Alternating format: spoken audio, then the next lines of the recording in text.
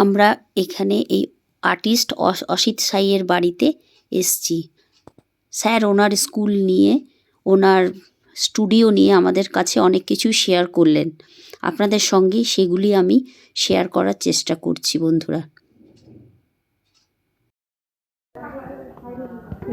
এই যে এই দাদা তৈরি করেছে। হ্যাঁ বলুন। তো এখানে মানে আমি যে স্টুডিওটা করেছি গ্রাম্য প্রাকৃতিক নেচারেরই মধ্যে, প্রকৃতির মানে কোলে একেবারে। সবচেয়ে বড় ব্যাপার যে এখানে যে ছবি, যে শিল্প চর্চা, যেটা রবীন্দ্রনাথও বলেছিলেন যে শিল্প যে কোনো সাধনা প্রকৃতির কাছাকাছি থাকাটাই দরকার, কারণ প্রকৃতির মধ্যে এনার্জি আছে। এই কারণে আমি এখানে একটা জায়গা কিনে এই মানে কর্মক্ষেত্রটা গড়ে তুলেছি। একটু ভেতরে ঠিকই, কিন্তু স্টেশনটা সামনে, খুবই কাছে। তো মূল উদ্দেশ্যটা হচ্ছে বহু ধরনের ছেলে মেয়ে এখানে যারা আছে আমাদের এই সমাজে, যারা সুযোগ পায় না, অথচ তার মধ্যে একটা প্রতিভা আছে, তার মধ্যে চেষ্টা আছে। আমরা চাই যে সেই সব যারা মানে প্রতিভা যাদের মধ্যে একটা আছে, প্রচেষ্টা আছে, সুযোগ পাচ্ছে না, একটা মন আছে, সেই সব ছেলেমেয়েদেরকে আমরা এখানে গড়ে তুলি এবং তাদের সুযোগ সুবিধা দিই যাতে থাকতে পারে, কাজ শিখতে পারে। কেউ স্কাল্পচার, কেউ পেইন্টিং।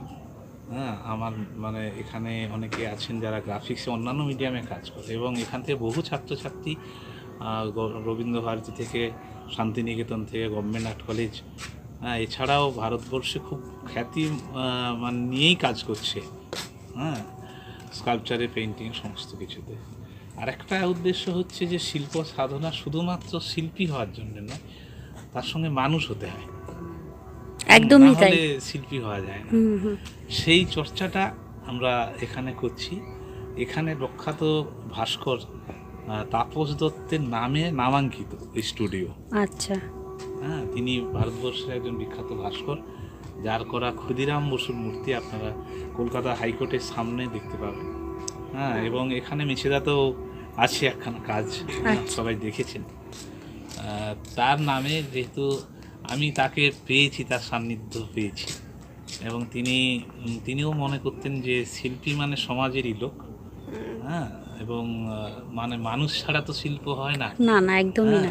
আর একটা সমাজ গড়ে তুলতে গেলেও সেখানে শিল্পীর প্রয়োজন। শিল্প চর্চাটা কেবলমাত্র গ্যালারিতে, আর্ট গ্যালারিতে, ধনী সম্প্রদায়ের মধ্যে সীমাবদ্ধ। আমি চাই সাধারণ মানুষের মধ্যে এই চর্চাটা হওয়া দরকার। আজকে যে অভয়াকাণ্ড ঘটছে, আজকে যে কামদুনি ঘটছে, আজকে যে আরজিকর ঘটলো, সবচেয়ে বড় কথা যে শৈশব থেকে যদি শিল্প চিন্তা ঢোকানো যায় মানুষের মধ্যে, মানুষকে ভালোবাসা শেখানো যায়, প্রকৃতিকে সে ভালোবাসতে সত্যিকারের শেখে, তাহলে সে একটা সহজে মানুষকে খুন করতে পারে না।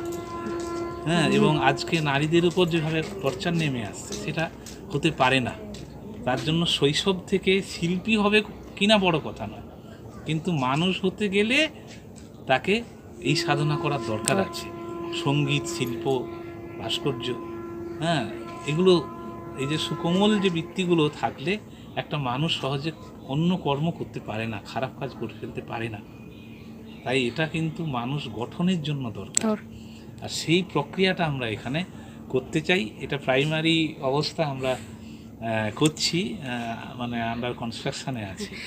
আর শুনেছি দাদা আপনি আরজিকর হসপিটালের জন্য কি করেছেন, ওটা একটু বললে ভালো হতো। আরজিকর হসপিটালের জন্য শুধু জন্য নয়, মানে যে ঘটনাটা ঘটছে সেটা মানে এই কান্নাটা সারা পৃথিবীর কান্না।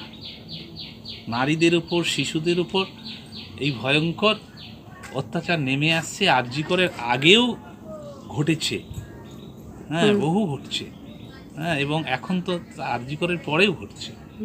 ফলে এই যন্ত্রণা, মানে এই কাজ আমি মানে এর আগেও করেছি, তারপরে করলাম, এখনও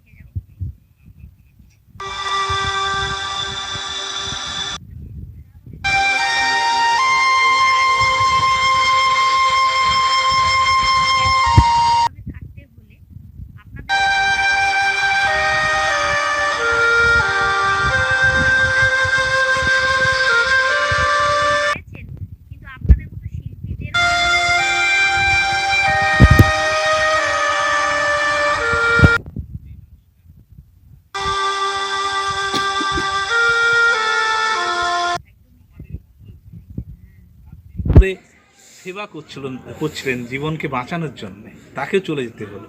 ফলে আমাদের একত্রিত হতে হবে। এই ভালো মানুষগুলো, আজকে চোরেরা একত্রিত, আজকে যারা খুন করছে সে একত্রিত হয়ে খুন করছে, কিন্তু আমরা যারা ভালো মানুষ আছি, আমরা বিভিন্ন জায়গায় বিচ্ছিন্ন ভালো আছি, সেটাকে এক করতে হবে। সেই সময়টা এসেছে।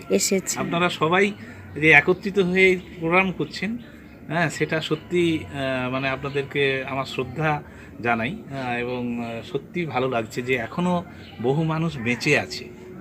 হ্যাঁ, সবাই বিকিয়ে যায়, একদমই তাই। মানে এই যে অন্যায়ের প্রতিবাদ করতে জানে, এটাই হচ্ছে বড় কথা। তারপর সব থেকে বড় কথা, মহিলারা যে এইভাবে সবাই একজোট হয়েছে একসঙ্গে, এটা যে অন্যায় হচ্ছে সবাই সেটা বুঝতে পেরেছে, বা সবাইকে বোঝানো যাচ্ছে, বা নিজেদেরও মনের দিক থেকে একটা তাদের চেতনা বিবেক সেটা জেগে উঠেছে যে একটু ভুল, একটা অন্যায়, সেই হিসেবেই সবাই এগিয়ে আসছে। আজকে মহিলারা কোনো অংশে পিছিয়ে নয়।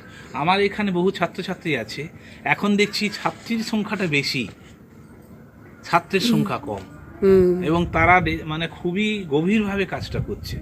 আমি তাদেরকে বলি তোরা এগো, হ্যাঁ, এবং যথেষ্ট ভালো তারা কাজ করে, সব ছেড়ে এত প্রতিকূলতার মধ্যেও দূর দূরান্তের, কোথায় হলদিয়া, কোথায় বেলদা, এগরা, সেদিক থেকে সব ছাত্র আসে, পুরুলিয়া থেকে ছাত্রছাত্রীরা আসছে। হ্যাঁ, সেটা আমার ভালো লাগছে যে যখন অন্ধকার নেমে আসছে, অন্ধকারও বলছি ঠিকই, কিন্তু আলো আছে, হ্যাঁ, বরং আমাদের আলো জ্বালিয়ে আরো ছড়িয়ে পড়তে হবে। হ্যাঁ, সেই রবীন্দ্রনাথের একটা কথা আছে না, যে জোনাকি, তুমি সূর্য চন্দ্র না হতে পারো, তুমি ছোট্ট হলে আপন আলো জ্বালাচ্ছ।